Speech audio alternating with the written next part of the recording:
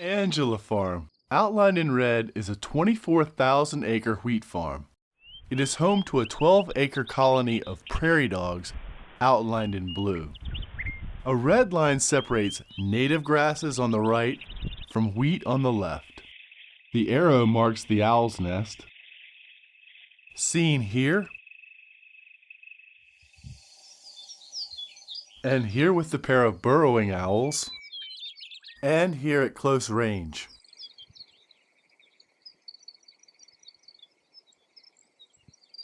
Day 1. The first chick surfaces. This chick hatched in the underground burrow about 2 weeks ago. And later that day, the mother presents a mouse to more chicks that have emerged. By day 5, the chicks begin to flap their wings.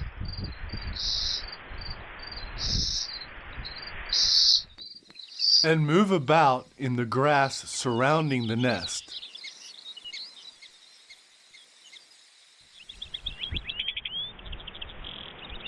Day 7, the father flies in. His feathers have been bleached by the sun. The mother's feathers are darker. She incubated eggs in the burrow. Chicks begin to show domineering behavior towards other chicks. There are 2 trees on Angela Farm, and they block little wind. By day 9, the chicks are airborne for fleeting moments. By day 11, the parents drop off food, and the chicks must divide and dismember it themselves. Some chicks are not yet particular about their roosting posture. 10 chicks. This is a big brood. 6 to 11 eggs are normal with a 90% hatch rate.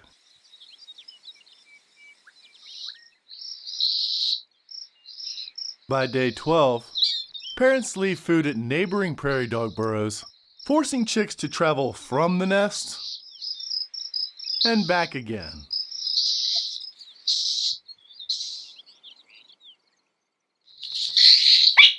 Chicks respond to parents' alarm calls. And when it's safe to resurface, lull in the noon sunshine. Chicks are active at all times of the day. More in the mornings and the evenings, and more during the day than at night. By day 17, the chicks' hopping flights are catching more air. Songbird is served. By day 18, chicks are catching insects, but are still more interested in what a parent brings. Day 20. This is the last chick at the active nest, and the next day, prairie dogs move in. Day 22. The juveniles have relocated to satellite burrows and bound to whichever prairie dog mound their parents bring food. But running is still their most common form of locomotion. Day 29. Here are 6 of at least 8 surviving juveniles.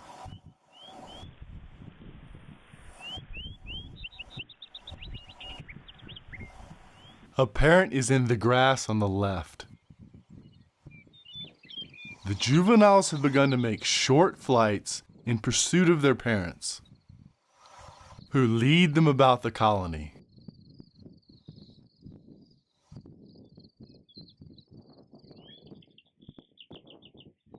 By this time, the juveniles have alighted on nearly every prairie dog mound in the colony.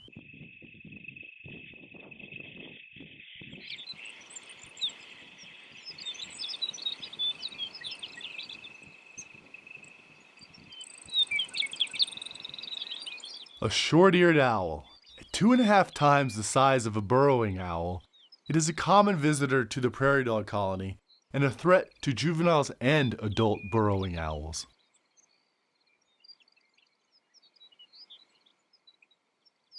By day 30, Juveniles are capable of flying while carrying prey.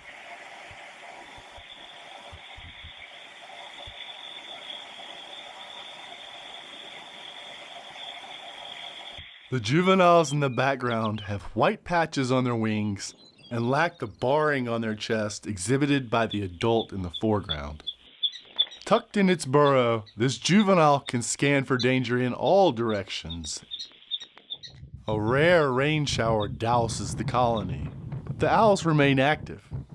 And hours later, they are leaping on each other in practice for pouncing on rodents. Their molted buff and white feathers flutter in the breeze. Coyotes ghost through the prairie dog colony at night and would devour an unwary burrowing owl. But during the day, at the nest site, reckless inattentiveness will not be witnessed by the coyotes, while the owls pass the day dust bathing, preening, and visualizing the evening's hunt.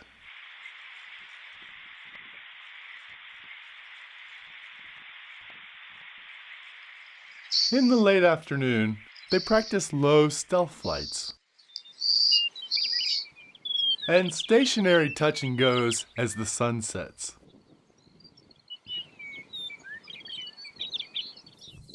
Which prepares the juveniles for an evening of hunting with their parents throughout the section of native grasslands surrounding the colony. By day 43, the juveniles are capable of sustained flight and perch on the fence line between the wheat field and the native grasses. By day 44, the juveniles more aggressively defend their burrows against prairie dogs. And the prairie dogs are relieved when the owls are not at home. Greatly relieved.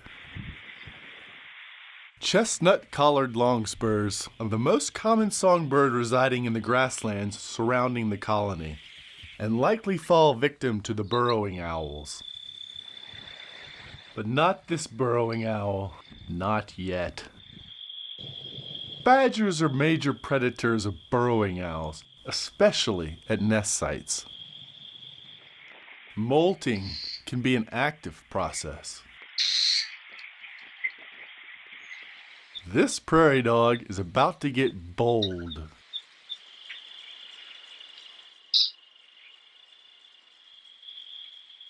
The juvenile with wings on display has new brown bars popping up indiscriminately on its chest. Up close with the short-eared owl, 32 bird species were once recorded as prey items at one of these owls' nests. But it did not catch this juvenile, but neither did this juvenile catch this desert cottontail. Day 56. The juveniles are still responsive to their parents' alarm calls. They get low. Then 3 juveniles scamper into a burrow.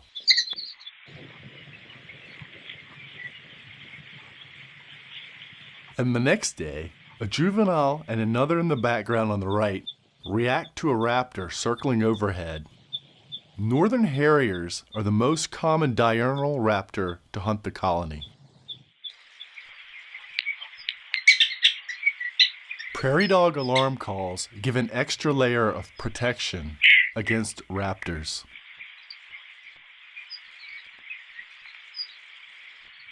Mice, the owl's daily bread, are nightly visitors at the old owl nest and have been since a week after the owls moved out. This prairie falcon is capable of sneak attacks on owls on the wing as they hunt and as they rest perched atop prairie dog mounds. It's a beetle! Jumping on its siblings has paid off, and now it is rewarded with a tasty snack.